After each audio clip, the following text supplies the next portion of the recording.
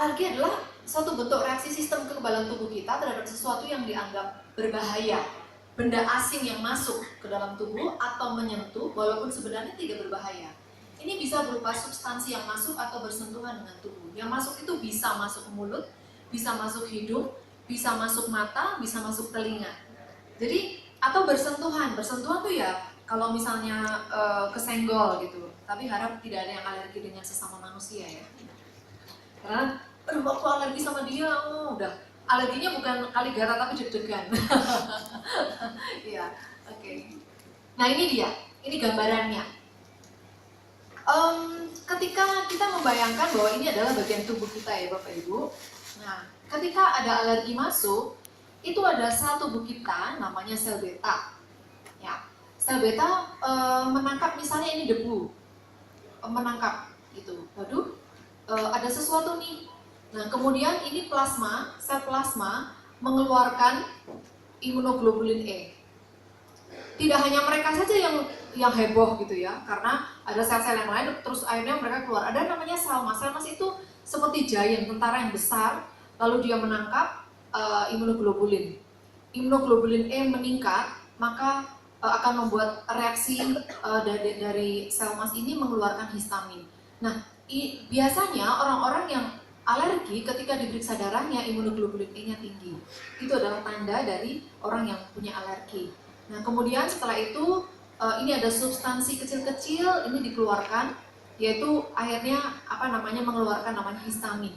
Sehingga kalau orang alergi obatnya adalah antihistamin seperti itu ya. Itu adalah produk dari sebuah respon tubuh kita yang merespon ada sesuatu yang benda asing. Tapi satu hal sebenarnya Bapak Ibu, yang positif dari sebuah alergi adalah suatu komunikasi tubuh untuk mencari bentuk keseimbangan sebenarnya. Memberitahu, ini loh, aku kalau seperti ini, aku nggak nyaman. Jadi tolong berikan sesuatu supaya aku nyaman, seperti itu. Bahasa tubuh kita tuh seperti itu. Atau misalnya Bapak Ibu keluarganya, ada yang tiba-tiba jatuh sakit misalnya, ternyata tipes.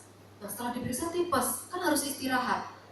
Pasti akan ketahuan ternyata kurang istirahat. Jadi harus mencari keseimbangan lagi. Jadi tubuh kita itu penuh dengan penuh dengan inovasi yang membuat tubuh kita itu menjadi balance. Kalau kita beberapa kali kemarin mendengar artis dan sebagainya meninggal karena sebagainya itu kan memang nggak balance sebelumnya, seperti itu ya. Kalau kita merespon, nah kepekaan respon tubuh kita itu masing-masing kita berbeda. Kadang-kadang kita disibukkan dengan berbagai hal, ketika perut sakit nggak dirasa dan tidak sakit lagi karena kita fokus dengan suatu pekerjaan. Seperti terus sampai akhirnya tubuh kita tuh teriak dengan sakit mah atau anemia. Nah anemia ini terjadi bisa jadi karena mah yang sudah lama seperti itu ya, karena perdarahan di lambung, akhirnya perdarahan terus, ternyata tiba-tiba udah sampai setahun 2 tahun lemes, ternyata anemia. Rasanya itu konyol sekali. Padahal rasa sakit itu muncul karena memang kita diberi sense untuk merasakan seperti itu. Nah ini adalah alergen yang kita kenal yang sudah biasa lah ya. Saya tidak akan begitu banyak membahas. Ada makanan, obat, bahan kimia, udara, debu, maut, dan sebagainya.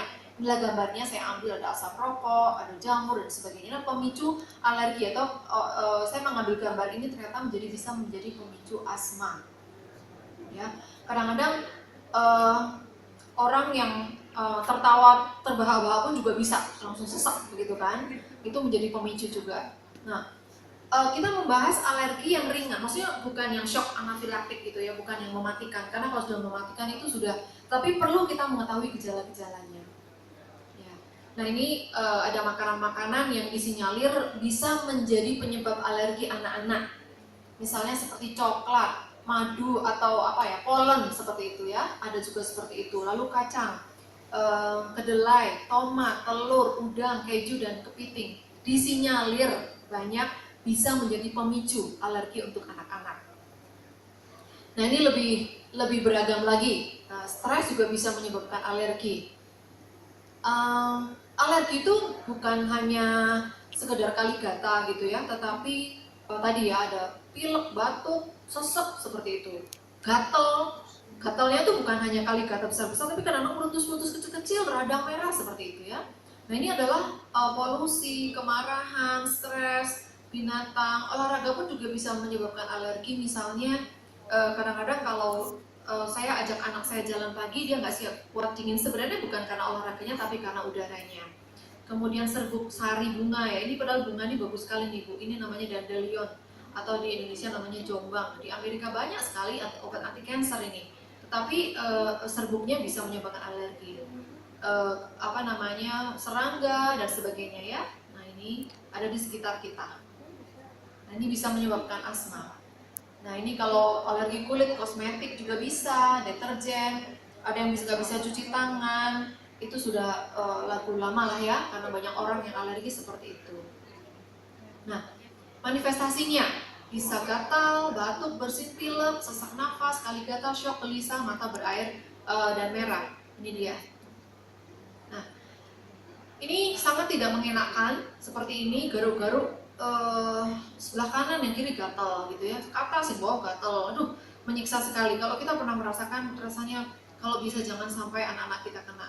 Nah ini adalah respon dari sebuah alergi yang bermanifestasi di hidung, jadi rinitis atau radang hidung, sehingga menjadi gumpet atau bersin-bersin, matanya merah, matanya berair. Karena memang ini satu rangkaian ya, maksudnya satu tempat yang saling bersinggungan seperti itu. Ketika radang di hidung, maka ada saluran yang menghubungkan dengan mata di situ, jadi aduh nggak karu-karuan gitu. Teman saya itu kalau makan udang, bukanlah udang, misalnya penggorengan itu habis buat goreng udang buat nyayur, dia sampai mau meninggal karena pita suaranya radang. Jadi kalau dia makan di mall gitu, dia nggak tahu, dia pasti searching cari ini penggorengan sampai tanya penggorengannya bekas udang apa enggak. Suatu ketika kelewat nih, benar-benar yang tercekat pita suara itu kan tempat untuk masuknya saluran nafas kan, bengkak. Dia udah setengah mati tuh, langsung masuk ke UGD, dia pasti seperti itu. Jadi alergi ini menghebohkan kalau misalnya sudah terlalu berat. Nah, Bapak Ibu, mungkin saya akan banyak cerita tentang ini gitu ya, karena kaitannya adalah dengan kita semuanya. Bapak Ibu menjadi orang-orang yang dipercaya oleh teman-teman di sekitarnya menanyakan tentang penyakit, tentang kesehatan, tentang apa. Sebenarnya apa sih yang menyebabkan alergi muncul gitu? Karena lemahnya kelenjar adrenal. Apa itu kelenjar adrenal? Nanti kita akan lihat ya. Kemudian lemahnya sistem saraf otonom. Apa itu saraf otonom? Saraf keseimbangan parasimpatis dan simpatis. Kalau seperti ini jadi kuliah ya, nggak usah pusingin lah ya istilah itu ya. Kemudian kurangnya cadangan adrenal. Nanti kita akan bahas lebih detail lagi. Kemudian permeabilitas sel yang berlebihan. Permeabilitas itu maksudnya sel itu seperti bola. Nah, sensitif. Jadi dinding selnya itu menjadi sensitif. Sensitif itu kan berarti dia peka. Sebenarnya nggak diapa-apain kok, tegang sendiri gitu ya. Jadi kepekaannya meningkat. Ya, kenapa? Karena selnya cacat, rusak. Kenapa rusak? Biasanya kekurangan gizi. Salah satunya karena kekurangan kalsium. Mengapa orang-orang yang alergi dokter berikan kalsium? Itu adalah salah satunya adalah karena dinding selnya tidak intak, tidak kuat. Dia sangat sensitif dan begitu rapuh merespon apa-apa yang masuk ke dalam tubuhnya. Lalu kualitas gangguan selaput lendir. Nah, selaput lendir ini bisa ada di mana-mana. Bisa juga di saluran nafas, bisa saluran cerna, bisa juga di vagina atau di saluran kencing. Kadang-kadang ada orang yang alergi dengan air yang mungkin kita pipis di toilet yang umum gitu kan, tiba-tiba terus bengkak misalnya. Itu karena memang ada gangguan di selaput lendirnya. Kemudian gangguan usus, kemudian lelah, dingin, dan stres, dan infeksi. Infeksi ini terkait dengan infeksi ginjal, infeksi saluran kencing, infeksi yang terkait dengan kelenjar adrenal, gitu ya. Kadang orang tidak berpikir bahwa orang alergi itu ada gangguan di atas di kelenjar adrenal, sehingga orang hanya putus histaminnya saja, berikan antihistamin, gitu kan. Radang nih, kali katanya berikan anti radang. Padahal tidak sesederhana itu, Bapak Ibu. Nah, ini dia. Ya, ini adalah ginjal kita, bayangkan kanan dan kiri ya Bapak Ibu ya. Ini adalah ginjal kita, ini adalah kelenjar adrenal. Kalau misalnya diiris maka seperti ini, ada bagiannya, ada korteks dan medula. Kelenjar adrenal ini dia menghasilkan 4 hormon yang sangat penting untuk tubuh kita. Ya, Yang akan kita bicarakan adalah dua, yaitu kortison dan adrenalin. Yang lainnya ada aldosteron, salah satunya lagi saya lupa. Nah, dua kelenjar ini sebenarnya kaitannya adalah terkait dengan obat-obat yang dipakai untuk orang yang alergi. Kalau boleh tahu siapa yang sudah pernah alergi? Dan dokter kasih apa, Bu? Ingat nggak obatnya apa? Dulu saya alerginya sih ke kulit, jadi kalau saya kena karet, apapun bentuknya karet, ya kan pasti langsung beringus, terus kalau dibiarin bernanah. Oke. Jadi ditumpangin infeksi ya terus ya. Oke. Ada lagi? Ya. Apa Bu obatnya? CTM. CTM. Lalu? Karena kulit jadinya harus pakai semua produk fisiogel. Nah, ingat nggak namanya apa? Apanya? Nama obatnya? Yang CTM itu. Yang kulit yang itu kulit. lotion terus sabunnya semua harus dari fisiogel karena. Oh VCO. VCO sorry. gel. VCO gel. Jadi karena mengandung ceramid free atau apa nggak ngerti. Oke. Tapi katanya sih dari tungau. Terus Kaligata, jadi bentuknya bentol tapi ada kayak keluar airnya gitu tengahnya, itu kalau kegaruk menjalar ke semua kulit gitu. Jadi hanya dari tungau debu. Oke. Obatnya itu ya? Ya intinya sih mengandung CTM tapi lupa. CTM ya? Ya oke. Ada lagi? Ada yang pernah dengar nama hidrokortison? Iya itu juga. Pernah ya? Jadi ingat ya, dikasih hidrokortison. Bapak Ibu, hidrokortison itu atau kalau saya bilang kortison itu disiapkan di tubuh kita. Kortison itu dikeluarkan oleh hormon adrenal. Kenapa kita mesti dapat bantuan dari luar? Karena ternyata hormon adrenal ini tidak mampu memproduksi hormon itu, sehingga perlu mendapatkan hidrokortison. Ya, kalau misalnya hidrokortison ini dia bersifat anti radang. Kalau kelenjar adrenal kita itu sehat, maka tidak akan terjadi alergi. Jadi Bapak Ibu kalau ketemu sama orang-orang yang alergi, Bapak Ibu langsung ingat, ini ada kelemahan di kelenjar itu. Lalu apa yang mesti kita perbuat? Nanti kita akan bahas sama-sama. Satunya lagi, pernah nggak Bapak Ibu lihat orang asma yang sampai tersengal-sengal, lalu dibawa ke UGD atau saudara atau di TV lah misalnya, terus disuntik sesuatu gitu? Pernah nggak Bapak Ibu? Nggak pernah ya? Kalau nggak pernah, bayangkan ada orang asma itu kan saluran nafasnya kan kenceng. Nah kenceng sekali sehingga nggak bisa nafas. Di situ sudah kenceng, lendirnya banyak, terus kontraksi itu mencengkeram gitu ya. Nah ini harus direlaksasikan. Kalau memang jelas karena asma, biasanya dulu saya di UGD ketika orang asma datang, ini benar-benar sudah asma yang kronis nih, udah tersengal-sengal, terus kita suntikan namanya adrenalin. Adrenalin itu salah satu fungsinya adalah melebarkan saluran nafas.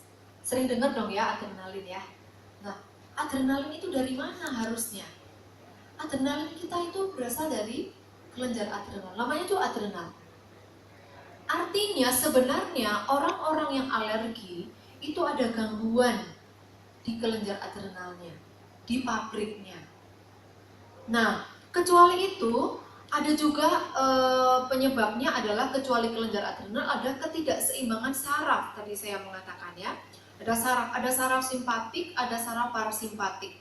Ini sebenarnya keseimbangan yang harus terjaga untuk kelangsungan hidup kita. Misalnya Bapak Ibu, ketika saya berbicara itu saya sadar, tapi ketika berbicara saya mengedipkan mata kan saya tidak sadar, karena itu otomatis.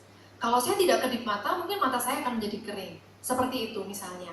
Jadi tubuh kita itu sangat pandai, ketika keseimbangan saraf itu menjadi goncang, maka kita tidak bisa berpikir tenang atau tidak bisa berpikir baik. Mungkin ketika Bapak Ibu stres, disitulah ketidakseimbangan saraf terjadi.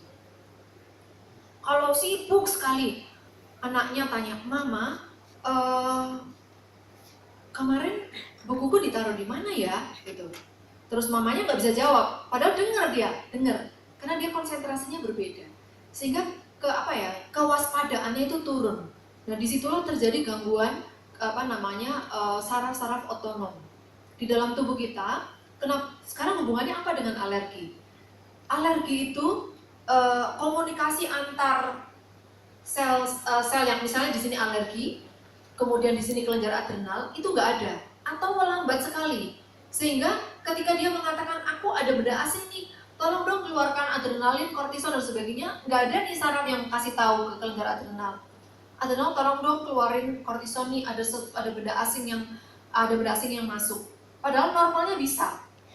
Bapak Ibu kalau pernah mendengar tentang ketika saya berbicara tentang Karl Marx, Karl Marx adalah komunikator tubuh kita, gitu ya. Karl Marx sangat penting untuk mengkomunikasikan antar sel, membuat aktif seluruh tubuh kita sehingga terjadi komunikasi yang baik. Kecepatan informasi itu terjadi.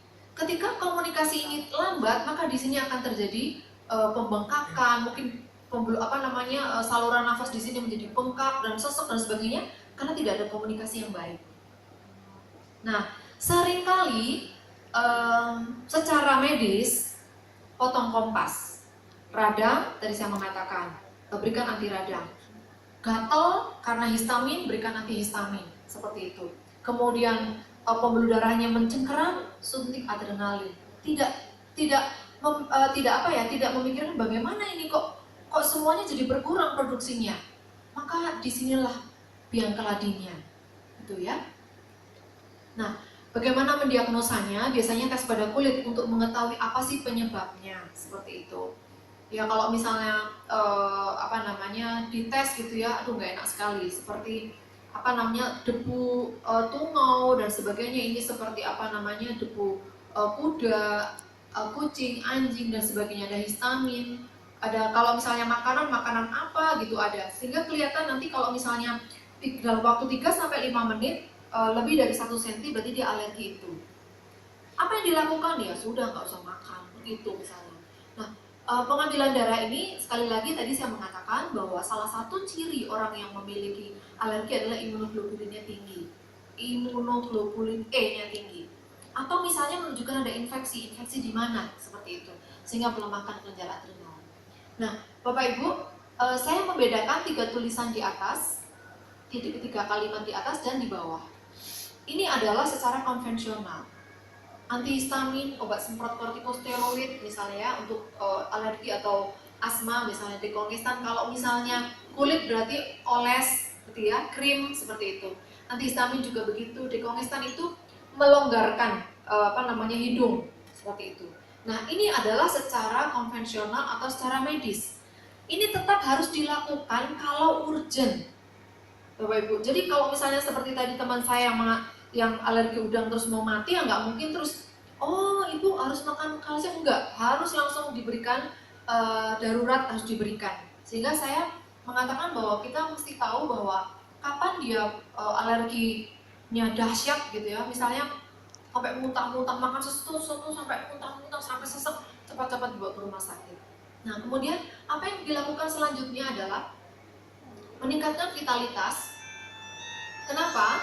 Karena ini juga sangat menentukan kekuatan atau ketahanan dari sel. Tadi saya mengatakan bahwa salah satu penyebab dari alergi adalah sel yang rusak, sel yang rapuh, sel yang tidak utuh, sel yang kulitnya tidak intak. Sehingga vitalitasnya melalui apa? Melalui nutrisi. Kemudian support suplemen apa saja yang diperlukan? Tentunya vitamin dan mineral. Kebanyakan orang-orang yang lemah kelenjar adrenalnya itu kekurangan vitamin C, kekurangan kalsium secara keseluruhan, kemudian bioflavonoid. Nah, bioflavonoid itu ada di tanaman, bukan zat gizi tapi zat bermanfaat, antioksidan yang ada di tanaman, seperti itu. Kemudian perbaiki gaya hidup. Gaya hidup ini sangat mempengaruhi Bapak Ibu ya. Ternyata minum kopi, punya kebiasaan minum kopi yang berkepanjangan, minum teh yang terlalu over, kemudian minum minuman yang tidak sehat itu melemahkan kelenjar adrenal. Kemudian kurang tidur. Terus makan gula itu ternyata melemahkan kelenjar adrenal Bapak Ibu. Sebenarnya saya pikir-pikir